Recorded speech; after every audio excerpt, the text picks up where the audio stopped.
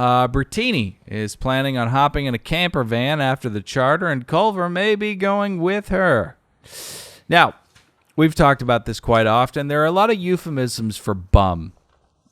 Nomad, travel enthusiast, own a Sprinter van. But please do not allow yourself any more delusions. Look around. You're running from things. Your entire existence is running from things. When you can't be on a boat miles and miles away from your problem, you hop in a van. But let's just call a spade a spade. You're a fucking homeless person, right? It doesn't matter about the 14.2 thousand people on Instagram. That's not that much. Nick has more than you.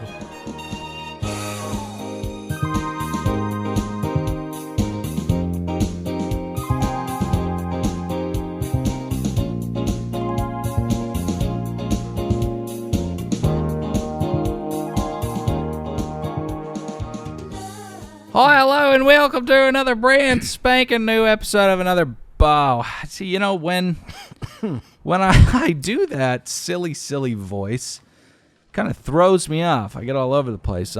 This is the Patreon exclusive recap of Peacock's Below Deck Down Under. I'm Dylan, saddled up next to one real Nicholas Davis. Ahoy, mateys. Pat producer of the podcast over there behind my glasses. Hey, everybody. Let's get into the episode. It's Below Deck Down Under. It's the worst version of this show, but we're the best people that cover it. So thank God there's a yin and yang here. Let's get into thoughts and knots. Pat, why don't you take it away? Okay. I didn't hate this episode as much as I think you guys did, because we were supposed to record this episode a couple days ago, and I said, I haven't watched it yet, and you guys were like, I knew you were going to pull that bullshit, and I said, no, really, I did it, and then... Pause, Joe, we'll have a retort. Okay. Yeah. And then you're like, woof, you're lucky you didn't, right? And then I went inside and went to bed. Right. Yeah. But wait, if we were still recording, that's exactly the conversation. Is he snarky tonight? I feel like he's taking little pop shots and then going, whoa, I didn't do anything. Peek behind the curtain. We talked about politics, which we never do before the show started. I want a palate cleanser. All I said was that I didn't say it had nothing to do with the quality of the episode. I thought quality of the episode is fine. I'll get to my thoughts and knots in a bit. Yeah. All I said was that, especially when we suggested PMZ second, is that you knew from the beginning of the night that we weren't going to record Down Under, which you did because of a miscommunication. Right, yeah. Well, no, but the premise is false. Really quick question, though. I'm curious where he's going with it. Are you in Thoughts and Knots, or are you in another PSA / flaming your co-host and then backing off and go, I'm not doing that? You were a little more vocal when Trump was in office, Dylan. We all were, idiot! May I continue? Yeah, yes. I'm curious, but okay. Well, I actually enjoyed the episode, unlike I think you guys did. In Britain, Britannia, whatever the fuck her name is, enjoying her vacation with Britannica, with all her boyfriends on their fun vacation. That was funny. Yeah. The absurdity of pizza crust guy, whatever pizza. What do you call him? Pizza rat. Defending a woman's honor. Yeah. Yeah, and then that was pretty fun. How many vacuums you pushed, huh? I can't stand people disrespecting women. I have Why don't you go do some dishes, huh? The ones that come down in the kitchen, they're always the ones that are cunts. Yeah. Thank God he is there to defend women's honor. Good points, guys. Yeah. I'll get into him. Fucking Pat. Great. 40. Yeah. What? Reach out to Peyton and tell her we want Ryan. I want Ryan. Well, that will probably end our relationship with Bravo. So why don't we save that at the end when we have no more interviews? It will not ruin our relationship with Bravo. She sits in and listens to the interviews. So what? She hates him more than we do. She's a woman who works in PR. All right, I'll text her right now. You don't need to text her right now. How many pots? 40. I was going to have Toomey on. Hey, guys, let us know in the comments. No, definitely don't want to talk to Toomey. Toomey, why not? Don't care. How about Culver? Don't care. You don't want to know whatever. Culver's fine. I really don't care. I guess it'll roll into you mind? No, well, what? You mind? Pretty good episode. You couldn't tell on last Thursday, when you guys were talking about it. Why can't you look at me? What's he doing? What is he doing? Pretty good episode. Britannica continues to make me so sad. Kiss your daughters, love your daughters, because my God, the things that bubble up psychologically, it just makes me so sad. Pizza Rat should kind of go to the lobotomy well too often. Yeah. I really do mean it though. Cause like what's gonna save Ryan? Buddhism? You know, like what? I was going to say Jesus, yeah. Jesus? Bottom. That's what saves you. Bottom. You got to hit the bottom. He's on his way down. But so many people so often hit the bottom and they don't. Well, it doesn't always help. I'm just saying that's where he needs to hit. If there's any chance of him, any chance of redemption. I get it. So bottom he hits. He's definitely an alcoholic. So he hits the bottom and then finds Jesus, and then we get a better man. Maybe. And then we can revisit Time this. as well. And if he does not become a better man, that's when we can lobotomize. Yeah.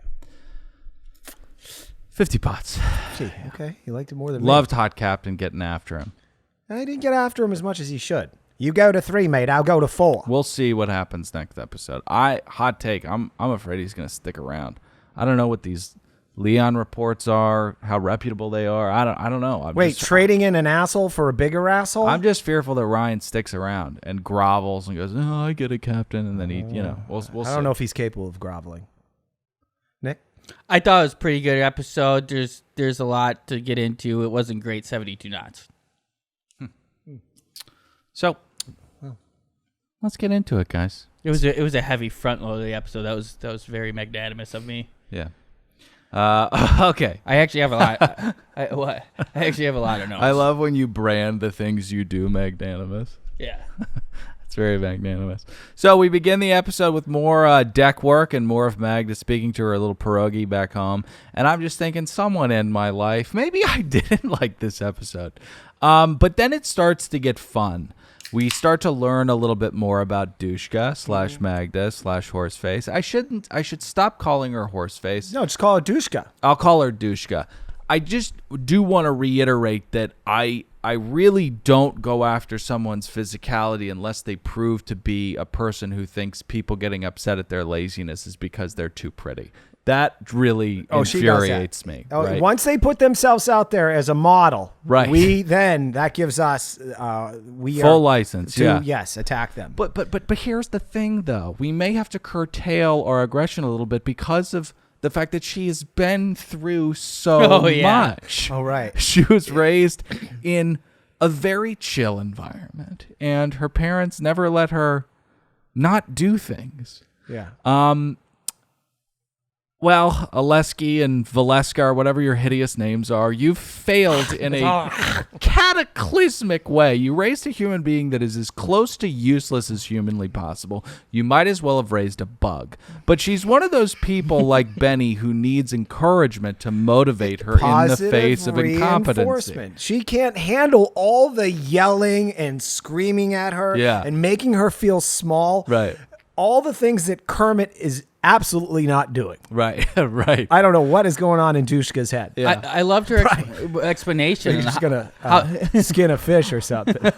I love her explanation on how to be managed. She's like, just leave me alone when I don't do anything. In fact, praise me for it. That's how I operate best. Yeah. But when you start nitpicking and telling me to do tasks, that's when the wheels really fall off this operation. She goes, whoa. I know I've been fucking up for like 4 weeks straight, but could you cheer it up a little bit? I mean, my God. And she's got to be very careful going down this path. I teased last week. I really loved your Dushka take, how much she looks like Dushka. But I teased that I think it goes far deeper than this. This isn't just a case of two people who look alike.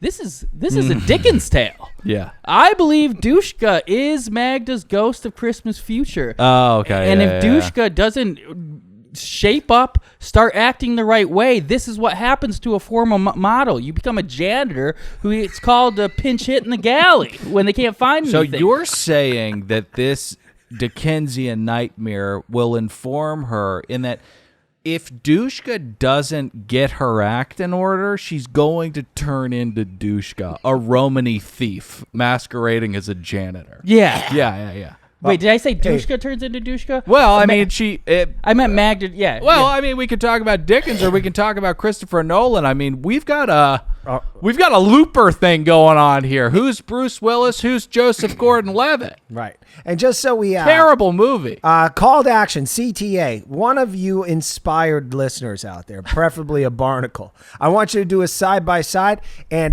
you don't need to do anything to the faces. Just apply like that O.J. Simpson ski cap. You know he did when he killed his wife and that other guy with a trowel. Yeah. With that ski cap that he put on, put it on both of them. The only thing that hairnet. Do you want to defend OJ or do I have to do this? He was. I mean, what's the court say, Pat? Why do we have a judicial The only system? thing that O.J. Simpson is guilty of is being the greatest collegiate rusher of all time. One thing I know is that we have to respect any decision our courts come up with. Right. Hey, what's that have to do about Magna and Dushka looking exactly like Sorry, that? everybody. Hilarious callback to off-air conversation. All right, so the charter is over and the Sea Rats are ready to have a cocktail. They're fatigued and they need booze now. It's kind of like their Gatorade. So little moment, but you can see what a horrific bore Jamie is in this, like I said, little moment. Britt gets booty bumped over to him. I think Aisha and her are kind of like Jocelyn, getting ready to go out and get fucking smashed. Yeah. And he just puts his hands up like, oh, get off me. Yeah, weird. You are... She's not an ogre, Jamie. She's a 4. Yeah. You can still do it. You know what I mean? You get it. Yeah. It's a difference. She doesn't not Shrek. Do you feel me staring at you right now? Why, you upset at me by this? You've said horrible things. You call women bitches on this show. Mea culpa. Wow. You call women bitches? Yes, he has. Throw her a bone, you fucking Best Buy cop. Or Yeah. at least smile. Like, why are you... You're so boring! Jamie is so not like... He thinks he's like a hot guy, but he's so not a hot guy. No. He got jacked because of his lack of confidence. Real hot guys, they'll bang a 4-leg Bertini for shits and gigs and laugh about it with their boys. Not be embarrassed that they're almost seen with her. Captain Jack Sparrow? Yeah. That guy, he's Caligula. He'll have sex with anything. Yeah, and it's funny. And Britt's not a 4, you know? She's another number. But Jamie... You know, if we're assigning numerical values, I mean, what's Jamie? He's a 7. 7. Yeah. Without the guns, though, he's just a fucking Best Buy cuff. I'm with gel in his hair. I'm swayed by muscle. I'll give him an 8. But he's not a real 8. No, he ain't a real 8. He ain't a real 8. Rise up lights. Y'all call this a vibe? Are we going to get to Ryan and Benny? No, Britt's horny, sky's blue. Benny's parents are dead, sky's blue again. So Ryan and Benny have a little chat about Benny cleaning up puke the night before with a colander. Seems pretty practical, but I'm almost sure, given the tools at his disposal, there was a better instrument to use in this situation. Right, yeah, that was gross, man. I need a fucking shot. I don't. He's a drunk. I don't. Drunk. I don't understand the use of the colander. Anyways, the drain on the hot tub is the colander. You drain it and then you wipe it out. Was he trying to scoop out the puke before draining? Again, it I didn't think make any sense. It was That's an true. idiotic move. And also, but yeah, Ryan's a drunk. What if there are little pukies that are too small for the little holies in the colander? You know? Yeah. You know what I mean? That's true. And it is true. The hot tub should just be one giant garbage disposal. They didn't have a fucking net on this boat. It's a boat. You don't have a fucking net. Yeah, get a net. A net. Pool net, yeah. All right, so then we get to bond over pain, right? Benny and Ryan both speak of their dead dads, and to no one's surprise, these two maniacs love each other and are going to be friends for, quote, a long time. It sounds like a 007 movie. Friends. Bond over pain. Bond over pain. Well, Bond's dead now. Somebody made a great joke the other day. I can't remember because I ingest so much media and I need to go to a quiet place for a while. But I walk Chewy sometimes without my phone. I feel like $1 million bucks. That's amazing. You should do that every day. But someone was talking about the James Bond movie. It's like the first James Bond movie. He finds out that he's got a daughter. He's like, you know what? I'm gonna stay behind, and just fucking kill myself. Okay, so I have some thoughts on this. well, yeah, these sea rats. I forgot what we were talking about. These Ryan sea and rats Benny. think 4 weeks out at a time. They have lifetime. no ability to plan for their future. So them saying that they're going to be friends for a long time means they're going to be friends to the end of the season, maybe a week after with drinks. And maybe they'll like each other's photos on Instagram. Yeah. All right, a lot on these two idiots. All right, so they bond so much that they start geeking out and showing each other pictures of themselves as children. And, Benny, he looked like a little nerd or something like that. You'd definitely pick on him. Oh, yeah. And then Benny looks over at a picture of Ryan and he asks him, he's like, why are the numbers 666 shaved into the back of your head?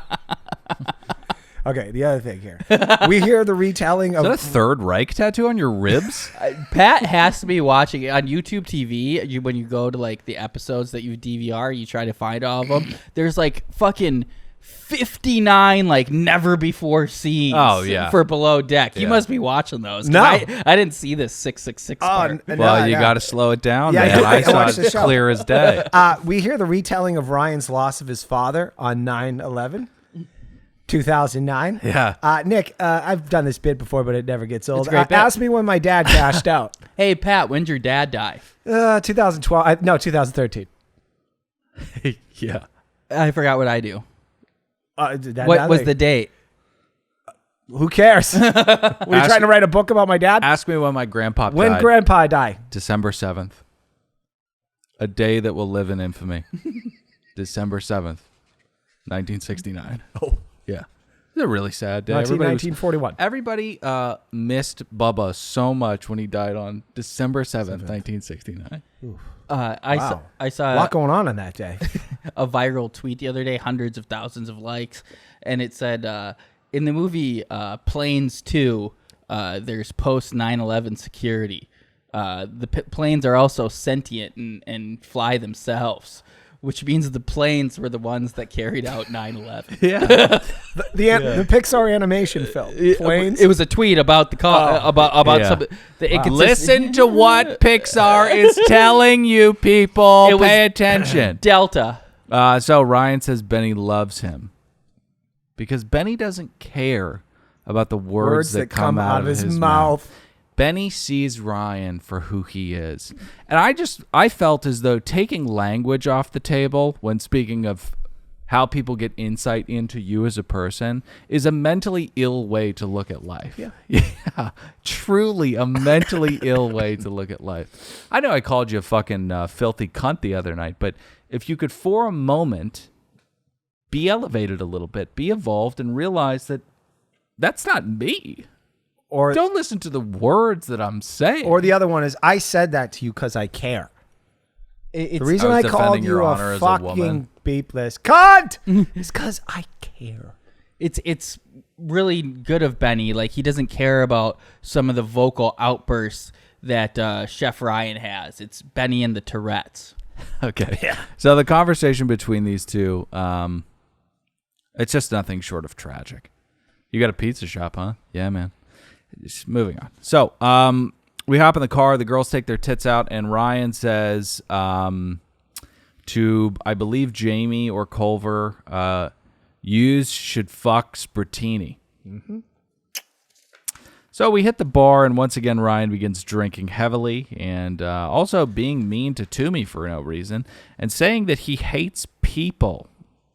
I'm with you on that one, but go talk to someone, Ryan. You really need to go speak to someone. And I know that Philadelphia trash think that they're above psychoanalysis, but I mean, my God, do you need it? They need to. He needs to surrender. Call any AA. There's a meeting going on. You'd be shocked at any time during the day. Probably 10 meetings within a mile of wherever you're walking around, Ryan. He needs to shatter the Stockholm syndrome that he has for his late father and forgive him for beating the fuck out of him when he was a kid. Yeah. That's what needs to happen. I think that's what needs to happen. Yeah. That is something we've been ignoring, which definitely happened. Oh, yeah. I loved him so much. He punched you in the face every Wednesday when he got home from work. He said, pick the wrench or the belt. I picked the wrench because fuck him. That's why. Also, he's the worst type of blackout drunk, because blackout drunks can be fun. Yeah. Nick is fun.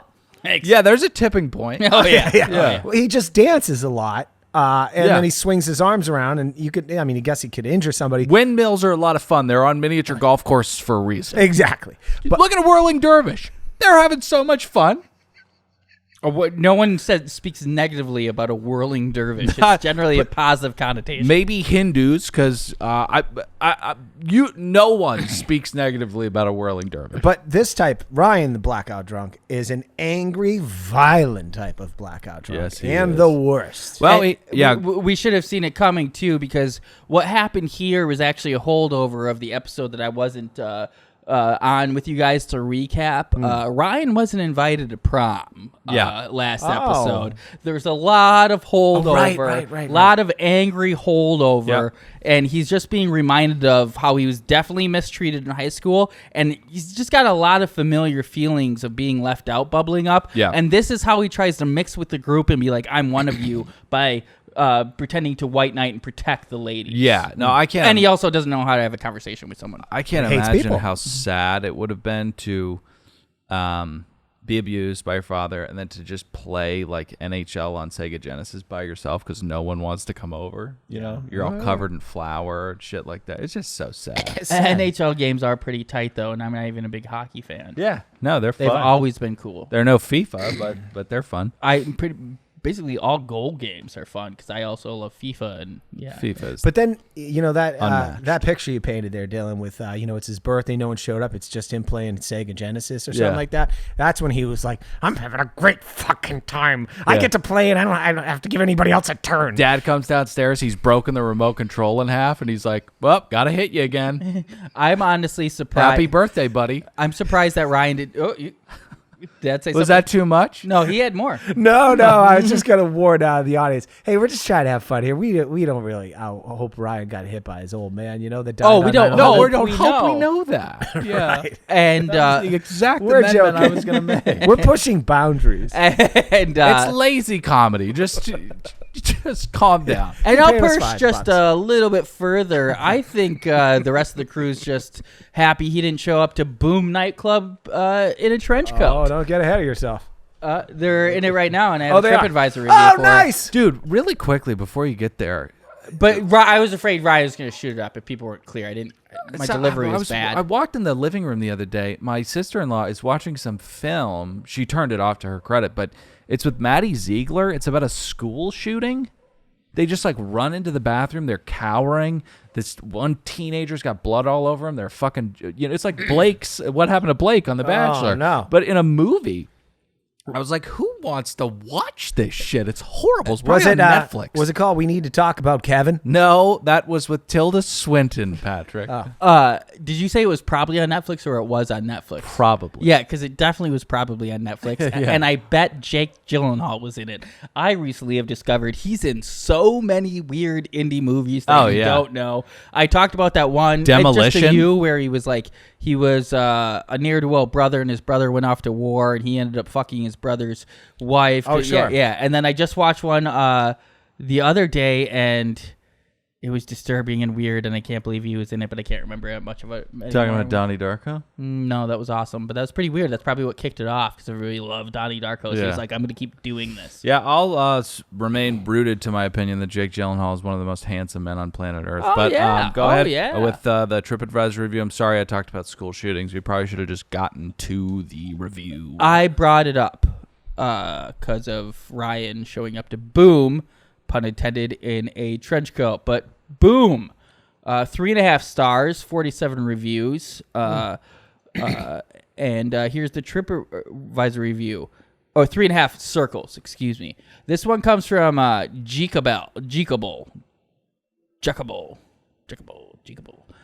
from Melbourne, Australia. 38 reviews, 5 helpful upvotes. He reviewed this on July 5th, 2018. Titled, Walked Into the Stench of Vomit. Walked into this place, instantly hit with a stench of vomit.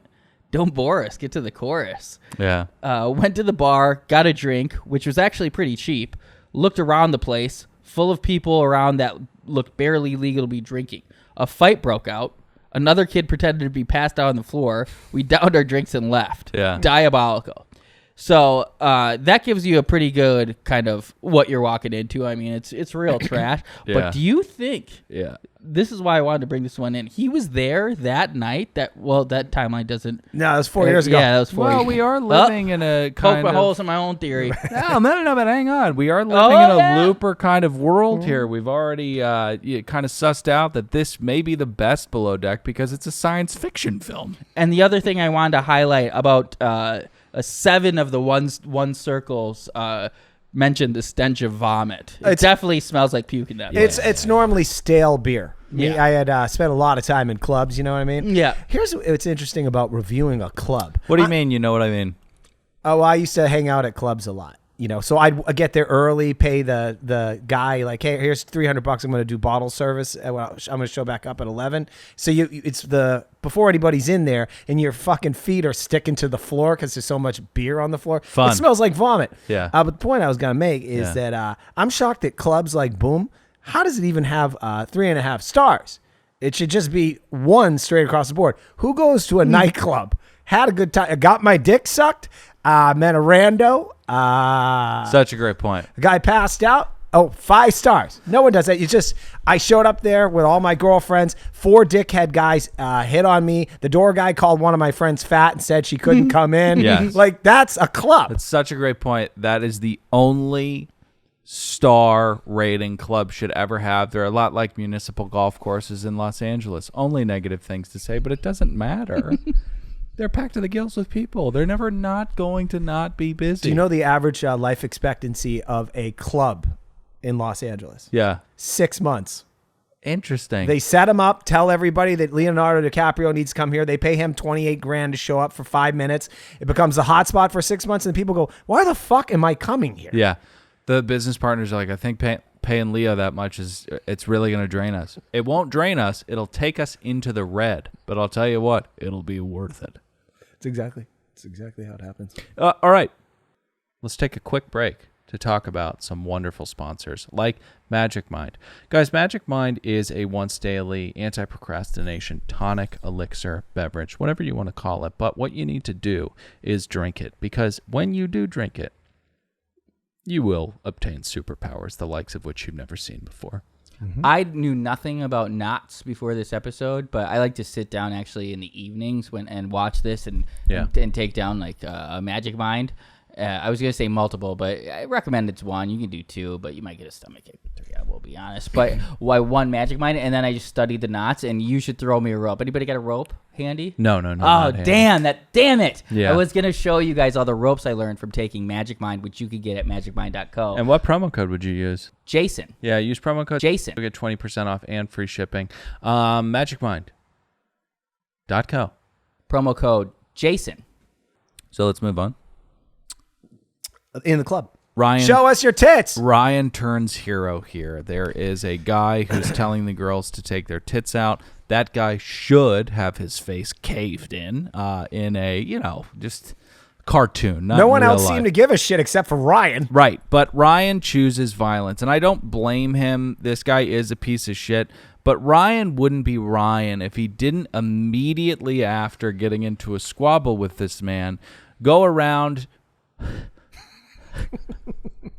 with a figurative megaphone telling everyone about his heroism. That is the most pizza rat shit ever. Second. The most pizza rat thing would have been a literal megaphone. Right. All right. So just to set the scene here. Yous guys, I saved you. What? Yous guys, I saved yous. From who? Yous guys. Ryan's actually a stickler for grammar. He's like, from whom? We're all having a good time. I can't hear you, Ryan. Did something happen? Okay, No. so he gets thrown out, obviously, and we'll take it from there. Yeah. Okay, so a guy who spent a few weeks telling his female coworkers to go back to the vacuum and called them dumb bitches, and refer to a past charter guest as a stupid cunt and another as a scumbag, is now the defender of a woman's Alred. I think we got a regular Gloria Alred on our hands here. Yeah. A woman needs a man as much as a fish needs a bike, basketball, right? Oh, yeah. Or whatever it was said.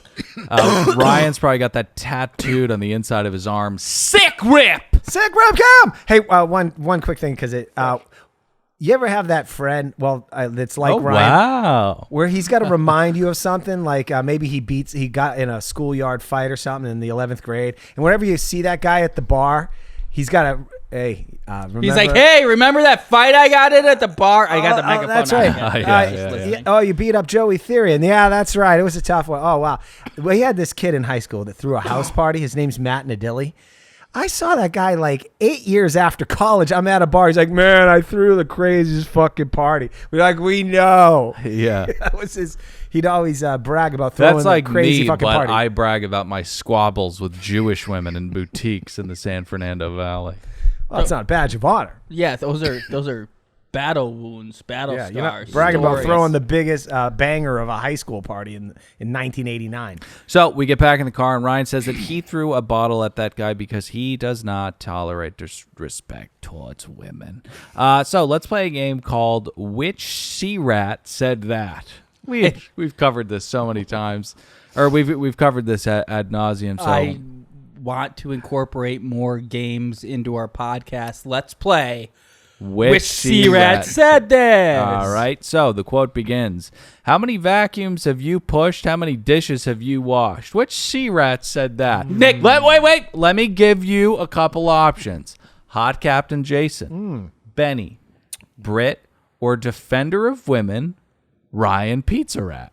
Oh, I think that was Ryan, Dylan. See, that's crazy, Pat. Let's talk about this. We're a team. Pat and I are a team. Oh, sorry. That's a bad answer. Why would a defender of women say that? I'm going to say Benny.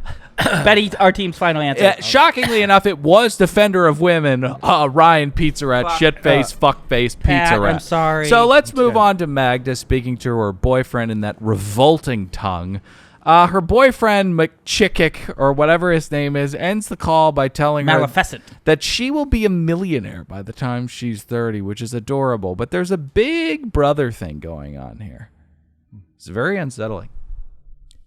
Xavier, the engineer, is measuring the data output of the sea rats. She is. What's going on with this? Did they sign? Is this in the contract that Xavier is going to be creeping on your data? You're using 10 times more gigabytes than the average sea rat on this vessel. Yeah. Oh, what's going on? I mean, we've had some nothing controversies on this show before. Yeah. Often involving docking the boat, very simple solutions. Yeah. In this respect, the solution is an unlimited plan. I just solved everybody's problems. It actually reminds me of season 1 of Entourage when they were talking to the financial advisor, Marv. Let's take a listen. How could this not have reminded you of Entourage season 1? When they're talking to their financial advisor, Marv. Nobody could take that many supplements and Not still this part. fucking live. Start here. Turtle, she's got a $1,500 a month cell phone bill. You can get an unlimited plan for $200. Get him an unlimited plan. That part. Marv was fucking dead nuts on back then. And the so thing is, Thalassa. should use guys, but Thalassa. they're not even $200 now. There's so much more That writing cheaper. is so good. Can you believe that creator of that show cannot find work? Hey guys. Oh, hey, Breezy's not here, but I got Ramble On coming at you. Breezy's not here, but Ted, can I talk to you? Need you to open up that billfold, buddy. It's insane. One of our network's cornerstone segments is just tearing down one of my heroes. But it's also really fun that one of our cornerstone segments is Pat waging war against other podcasts and claiming credit for their downfall when it ultimately does come. 60 just heroes from the little Patty Corps went over to that podcast and left him reviews. Yeah. We can't 5 thank stars. you enough for doing that. We love you guys so much. But those Hey, join the $10 tier. And just to clarify, because I thought that would be an obvious punchline, as much as I love Entourage, Doug Allen is not one of my heroes. That was supposed to be the punchline of that. Sorry. statement. All right, so next morning, The rats wake. Magda says that she has no power to work today. Her mantra that will surely get her to that millionaire mark. Then we get to one of the most sea-rat conversations of all time. Bertini is planning on hopping in a camper van after the charter, and Culver may be going with her. Now, we've talked about this quite often. There are a lot of euphemisms for bum. Nomad, travel enthusiast, own a Sprinter van. But please do not allow yourself any more delusions. Look around. You're running from things. Your entire existence is running from things. When you can't be on a boat miles and miles away from your problem, you hop in a van. But let's just call a spade a spade. You're a fucking homeless person, right? It doesn't matter about the 14.2 thousand people on Instagram. That's not that much. Nick has more than you. You're a fucking bum. How shocking was it though that she lived in a van? I spit out my drink. I was screaming, Norman's his mommy too. Norman's his mommy too. Gwen's head's in the box. It was so unanticipated. I saw that too, and I was like, wow, there's only 300 of you from this show that are doing that. Yeah. I can't wait to hear the update of how the trip went with Culver and Bertini, because we all know the Sea Rats are known for one thing, it's follow through.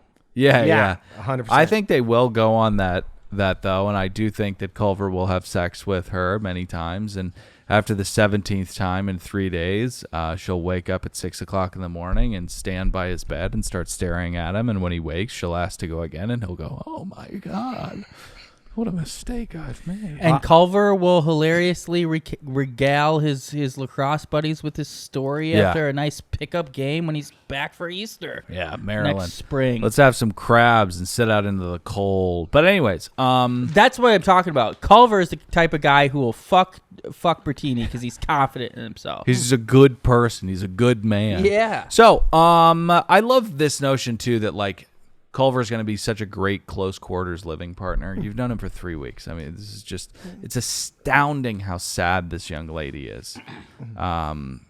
She wants him to come because he has a I agree with her assessment, though. I think he will be a good living partner. I think if you want to live with someone neat, just look at their teeth. Culver has great teeth. That's a good point. He'll be a great living partner. So Ryan once again announces his heroism in the morning to Toomey. When she says you shouldn't have done that, he then tells her to shut the fuck up. What a guy. What a guy. And what a defender of women. He then speaks of how he would be hoisted above people's shoulders in Philly, but here he just continues to be attacked. He feels attacked. Yeah. And the reason why you'd be hoisted on people's shoulders is because Philadelphia is a cesspool. That's why you would be hoisted up as a hero. I'm hot. That's all right. I'm hot. You should Seriously, be. there was a Twitter video today that was like, we're funding the Ukraine, but look at Philadelphia. It was just a candid shot of someone driving in Philly. Was it? Are you sure it wasn't Detroit? No, it was Philly. Oh, I saw the exact same thing and it said this is Detroit. Oh, really? Yeah, and they were just driving down a neighborhood, and it was like, really wasn't that bad at Detroit. It just looked shitty because it was fall. Like there weren't leaves. This was Philly because it was like a Holland Tunnel looking thing, and there were people just fucking shooting heroin by a bonfire. Oh, Mine it sounds like around the corner. Yeah. Mine was a pretty average Midwest neighborhood, but again, there were just like no leaves on the tree, so that looks like lonely. Hey, listen to barren. APS this week. I'll be covering some zombie talk. That's a free feed. Go subscribe and listen to it. So, It's time for that time. a place. What? Oh, it's the P word. Yeah, Yeah. I know. Oh, sorry. Well, then why'd you say what? He's hot tonight. It's not time for the P word. It is. Oh, I thought No, it it was isn't. too. I thought it was too. We have some funny note. Can't we? Oh my God. No, you know what? It is time. I just had 3 more lines about how horrible Philadelphia was. Keep going. That's what necessary. I said you live in a cesspool, a place where people openly speak ill of perfect strangers' mothers and their vaginas. Your mother's a whore. A place where they throw batteries at beloved athletes. It's like and throwing Saint a hot dog Nick. down a hallway. Dude, they Fuck threw Irving rocks at Fryer. Santa during a parade. A place, or people say that we should secede from Florida, but people from Philadelphia they cannot function outside of that shithole. It does. They don't work other places. Who did they booed one of their own players who was getting carried off on a stretcher. He was either Ty Detmer or Irving Fryer. Well, Ben Simmons is a little, a little asshole. Not so the same I understand booing him. But all right, so Toomey. Before we get to the preference sheet meeting, he's telling her to shut up. He's telling her I defend you's guys' honor, and she's just rubbing her fingers through his head. Toomey, Bertini. Love yourselves more. You're so much better than this. I would be less offended if she was giving a back rub to the guy that assassinated her father. Right. It's good callback. It's okay. It's okay. So Magda keeps speaking of how she's dragging, and then we get to the preference admission. That one might be hard to cut in the music because the singing. Don't worry about it. Johnny DeKegel. He's from Sydney, New South Wales. Someone made fun of me for what the real answer is. I'm going to say New South Wales. Yeah. Johnny DeKegel is an entrepreneur and owner of a Sydney-based floating party pontoon and event space known as the Hamptons. Mm-hmm. With over 15 years' experience working on super yachts as a captain and marine engineer, the primary will have a keen understanding of all the details that go into a once-in-a-lifetime charter. Joining Johnny on the charter will be fellow Sydney-siders Joe, James, and Sean, who all work in the boutique digital content creation and publishing industry. Mm-hmm. Rounding off the group are friend and high-end tailor Remy, architect Oliver, model Ben, and former Australian Bachelorette finalist Jimmy. With James Bashara. He's there too. Who's it? It's sci-fi. With James Looper, the world. With James's wedding coming up, Johnny and his ragtag team A team guys. Man, what is going on with my typing? I was just gonna ask what's happening. Johnny and his buddies, his ragtag team of buddies, are planning on enjoying the ultimate boys getaway, including beach barbecues and spear fishing expeditions, and having their fish cooked that night. You know, it's crazy distracting just seeing Patrick just type away as we get to. I wasn't typing away. The most pivotal. Well, out of the corner of my. Let's pause for a second. Now, be honest. Mm-hmm. What were you doing on your phone? Look at our Patreon numbers and seeing what people were commenting. But why would you do that when you could be present and listen to him and maybe cherry pick something out of what he's saying? He doesn't like me to talk during his preference sheet meeting. No, there's an in between there. But I'm not speaking of speaking. I'm talking about listening. Right? Oh, right. Why don't you listen to what Nick's saying during the preference sheet? Well, he doesn't like me talking during the preference sheet. And I'll agree, Pat. It was a pretty good gamble considering possibly my worst preference sheet. Well, you were like seeming like we're gonna reset or something too because you were stumbling your words. Because you were doing so bad. Yeah. That's all right though. Yeah, with James' wedding coming up, Johnny and his ragtag team of buddies plan on enjoying the ultimate boys trip, including beach barbecues and spearfishing expeditions, nights featuring games and all the shenanigans that go along with the perfect bachelor party. That concludes the preference sheet meeting. You know, I will say, four pots, but grammatical perfection, this guy. And it's always the standard of Nick, but you know, some people would say, I bet you Ryan would say James's bachelor party. But James ends with an S. The apostrophe gets slapped on at the end of that. It indicates the possessiveness of the word, of the name. You don't chuck another S at the end of James. Right on.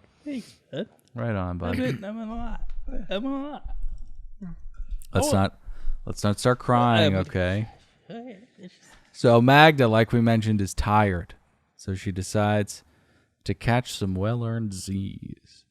Can I say one thing that was throwing me off? Yeah. Last week when I watched it, when I thought we were going to do it, I was like, oh, damn, I'm running out of time. There's a bunch of things I should look up that would be good for the preference meeting. And then I was like, oh, good, actually, that we have these couple days. I didn't want to let you on to that. Then I was like, oh, excited. I have days to look up some of these things. And then you didn't do anything. And then I didn't do anything. I did watch it again. So the rest of my recap of the episode has been, I think, more robust. Oh. So, again, that's thank you, Pat. But, Welcome. But I What'd you do instead? I wanted to look up the... Huh? What did you do instead? No, I watched the episode. I'm saying I just forgot that I wanted to look up. I wanted to have some notes about the Hamptons, his pontoon. You want to know what you've been doing with yourself the last 4 days? Did you forgive? Do you forgive him? Yeah, of course. We're friends. So, Magda catches some Dushka. well-earned Z's, and then Dushka laments to Ryan that she's not her own boss. Well, obviously, you're not your own boss. If you were your own boss, you would run whatever you were in charge of into ruin, Magda. You are useless. So, Ryan, of course, says something overtly sexual and lacking any semblance of sense. She goes, I'm going to go take a nap. And then he says, if we slept together, you could blame me.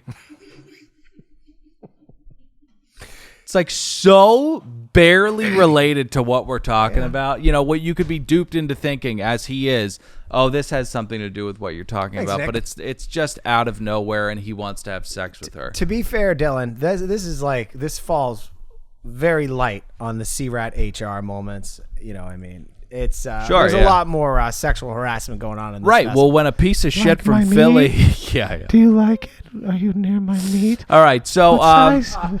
I agree. It's not gonna get you fired as quickly on land, but it is just equally, like you said, nonsensical, not related to anything.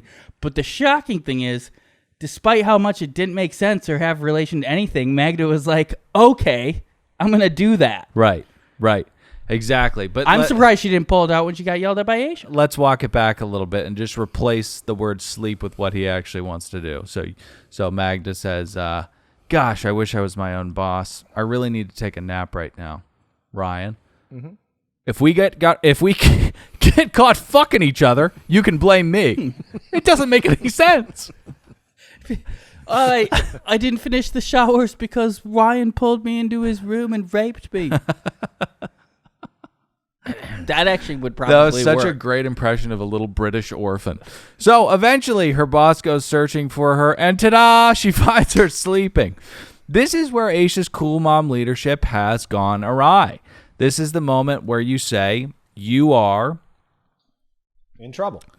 Well, not only that, you say you have been a bad employee, and if it happens again, me and Captain Jason will give you to Neptune. And my one desire. Stop saying the Backstreet Boys. Next day. Well, hold on. I was going to say, she has an excuse for this. He's right. She was done with her tasks. They just aren't finished yet. See how she plays with the language there? Yeah, she's a regular old Wordsworth. I actually said the same Lazy thing. Latina from Poland. A similar note, just a DJ Khaled level of delusion when it comes to the definition of words. Yes. He quit on Hot Ones. I wasn't planning on explaining it. No. You don't have to explain it. Everybody knows. Everybody knows. And I'm pretty sure I have DJ Khaled coming up soon. Now, I'm going to speed up because Another one? We're at minute 48. And we let's have go. a lot more to cover. Yeah. So, the guests arrive. No tender beers.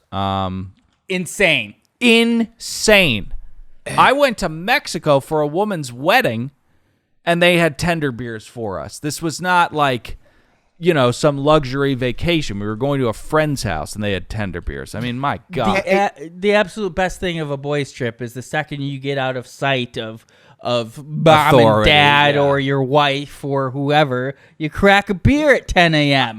Give me a tender beer. I was upset at mainly the entertainment director, Keith Stone. Like, dude, you know what's up. Hey, guys, luckily enough, though, you got Keith Stone. We don't fucking want that. Get out of here. That's also why I question his position. I don't think it ever existed. No, it didn't. All right, I just want to go back for 1 second because we did get some insight into Magda and what made Dushka Jr. here.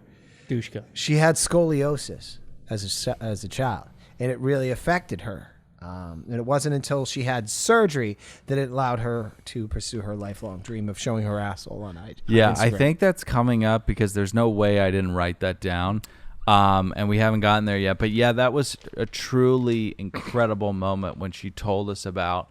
So we are going to talk about it right now? No, I guess so. I mean, yeah. I mean, she really, really lets us in on how difficult her life was growing up with chill parents who didn't let her not do things, and then having that curved spine that can really, really soar the back up when you're studying at a desk for 3 to 4 hours. Fortunately for her, she's never studied anything, so. I really hate I hear people. It's a disproportionate amount of hot girls that had scoliosis. Yeah. It must be such a fixable ailment that it's something they can fall back onto as a hardship. But my wife has scoliosis. Really? I have this written down. It's not digging your wife, but girls with scoliosis are always so whiny. Yeah. Really? Oh, I feel like that's a thing. Yeah. Is that true, Dale? Oh, totally. And also, I wanted to say about Magda's scoliosis. I was going to say about her scoliosis. As far as C-Rat sob stories go, we've heard some really, really sad stuff. This doesn't exactly fall in line. Yeah. No, I would say scoliosis joke. Watching your mother get kidnapped and beat with an elephant bone is a little bit more traumatic than having a sore back. But anyways, it's out of line, yeah. Which is the joke, the fall in line thing. So Bertini is frothing at the mouth, and I want you to know this. That is clever. And I don't move on and not laugh at it because I don't think it's not clever. I don't want you to feel discouraged from bringing in those silly little puns because people really love them, including me. And I actually think, and I don't want to break the fourth wall here, but I understand when you move on and without acknowledgement but a brief pause. Yeah. Almost a disgusted pause and you move on. There's comedy in that. Right. In and of itself. Yeah, it's not a personal dig in any way. It's really the dynamic we have built. Bertini is obviously frothing at the mouth as the guys who aren't going to fuck her arrive. Where else would you? Moving on. I'm saying they need to swab the decks again all of a sudden when the guests arrive. She is sopping. Sexual energy unleashed. She is on to something. She looks spicy with a bucket and a harness hiked up her ass. So, Ryan says something dumb about pasta, and then we move on. I need a meanwhile. Bertini is trying to get dick, and Magda takes a garment that was not supposed to go in the wash and puts it exactly there. She is so goddamn fucking stupid. She runs downstairs and says, "No worries, I'll go pull it out of the wash." Well, that won't work, right, idiot? Because it's locked. It's filled with water. Don't you know how these machines work? And then, like a panicked bird, says, "I'll call engineering." You don't think they have more important things to do than pull this guy's shirt out? God, she is so annoying. Am I too hot? No. Agreed on all respects. Oh, don't worry. I'll just pull it out. I'm hot at myself because a couple of weeks ago I called her hot Amelia Bedelia, and I would like to take that back and correct it to she's just Amelia Bedelia. So Bertini is thirsting for cock again and not doing her job. We get more lizard brain from another... I don't know. From another, oh my God, that's a gross thing I wrote. So Jamie says, don't talk to the guests while tens of thousands of dollars worth of skidoos are slamming into one another, Bertini. And Bertini says, Jamie is pissed because I have a connection with someone else. He's jealous. That's her takeaway. Now, I don't know how I arrive at a more zen place. Maybe I meditate. Maybe I start hitting the pews. But when... I think you take things out to their logical conclusion, be like, what is the good that can come from stressing over this minuscule thing? Right. But in terms of delivering comedic... that would ruin anything comedic. What's there to say to Bertini, who has been... abandoned and ignored her entire life, saying Jamie, the guy who almost threw up at the prospect of fucking me, is jealous because 6 guys are talking to me about their beer orders. I just don't know where to go other than pure fury. I just... It's not funny to me. It's just sad. See, the way I was going to... Because I had a little bit of the same thing. So what I was going to do is just read what happened and kind of give this stark contrast and allow people to come to their own conclusion. So I would have read it like this. Yeah. Brittany thinks the problem with her talking to the guests is other males taking an interest in her. Yeah. And not the jet skis banging into each other. See, that's great. You just say what's happening. Yeah. Exactly. Why do I think that I need to color it with my opinions, you know? And then I was also going to say about this thing. Jamie said Brittany is toey, which means horny in Australia, but it's evidently a double meaning because Brittany is hoping these 6 guys will use her as their toy. So is it called toey because the clitoris gets so enlarged? Oh, interesting. It's like it's a big toe. That's a good point. So you know that meme of that little girl in the back seat of the van going like, Yeah. when Brittany said that, that's how I felt inside. So let's sit down for dinner, which is obviously a disaster. Antipasti is up first. Oh my God. You know that classic Italian appetizer, grapefruit and prosciutto cotto. Are you telling me there's an anarchist group aboard Thalassa? Yes. That's exactly what I'm telling you. So, this classic Italian pairing, grapefruit and ham, does not go up in time, and Dushka just leaves olives on the table with nothing to serve them with, like we're at some type of hospitable dive bar. Aisha politely explains to her that not everyone sticks their face into bales of food like she does. And to that, Magda says once again, the way I'm being treated is just not right. So next course is pesto pasta. It's plated like absolute shit, and I mean like shit. Do you remember that video I played of that Gaelic man making the perfect ham sandwich? Oh, yeah. I don't know why his sexual proclivities have anything to do with your story. And you set it on the table. I don't believe. And then you add the cheese. And you cut the tomato just so slightly. And you lay it on the bread. I should Bread. sleep to that video every night. That Whole meal bread, cooked ham. But the way he cuts the tomatoes is the way arthritic old hands would. Or you're going through alcohol withdrawals. Sure, something like that. Love it. An unsteady hand in the galley cuts really just the top third off of these baby tomatoes, and they are placed sloppily atop the pile of pasta as though we were on an episode of Chopped Kids. It looks like shit, it tastes like shit, and Ryan has taken from this miserable meal that bitch Aisha has fucked me again. Defend women's honor. So, obviously 6 pots. Benny, another useless piece of shit, decides to just shirk the duties laid out by his boss because he needs to sleep. Now, I get it, but take the trash out, you wiener. I mean, it takes you... You just have to tell yourself it's simple. I've been there, Benny. You look at a thing that can be done in 2.5 minutes and you go, oh, it seems so exhausting. But you're being a wiener. I felt for this guy. You think these guys are going to go to bed at 11:30 after dinner, and then they're like, hey, where are the fucking fishing poles? Right. I'd be like, kill me. But that's the problem with these sea rats. They get into this line of work, and they've had pretty smooth sailing up until this point. Right. And then the one night where they've had the one guest go, hey, we'd like to go fishing. Not pick us up at the club on the tender at 4 o'clock in the morning. We're going to bring some girls back, smoke cigs, and try to finger them until 7 o'clock in the morning.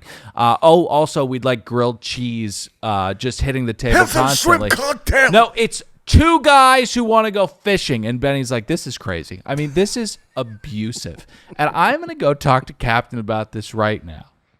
So we move on.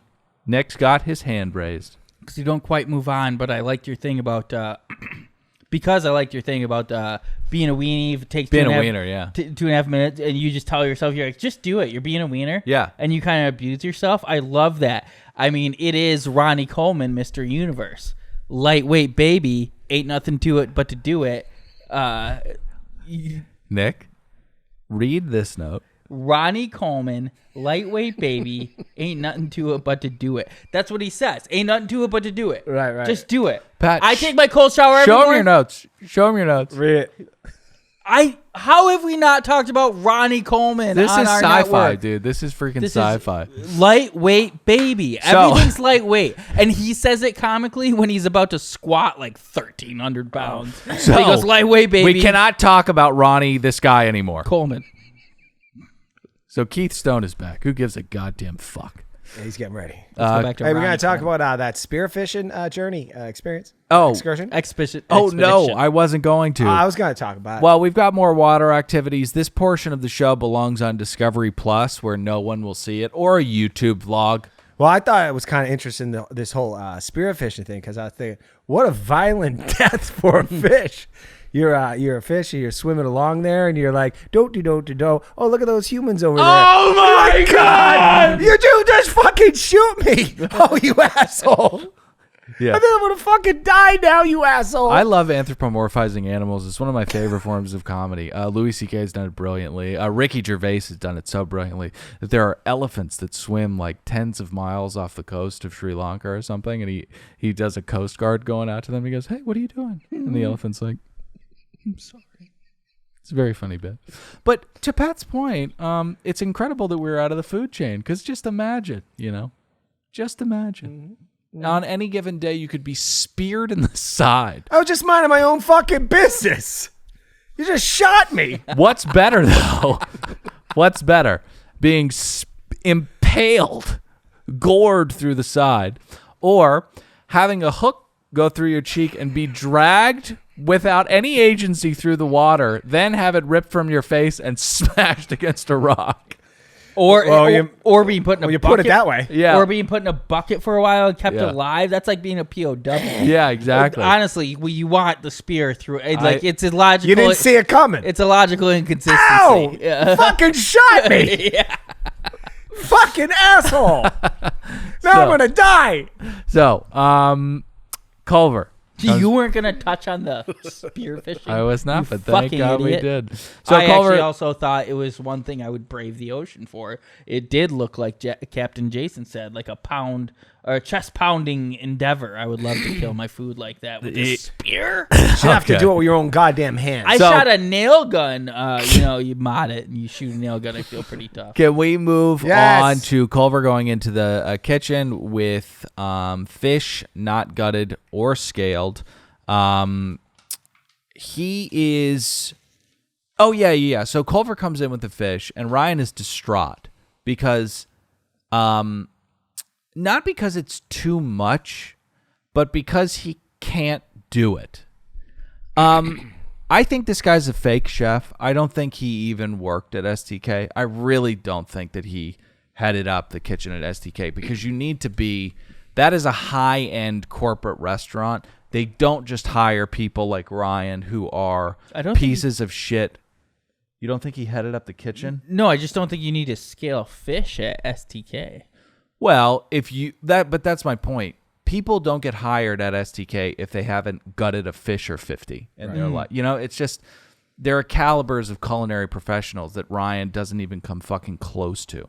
So I don't have respect for Ryan, so I didn't buy it when he was like, "Get that out of my kitchen. I don't want if it's scaled or gutted." But if it was like, if he was a confident man and he had a European accent, I would have believed that. That sounds like something. Right. That sounds like some old kitchen rule I wasn't privy to.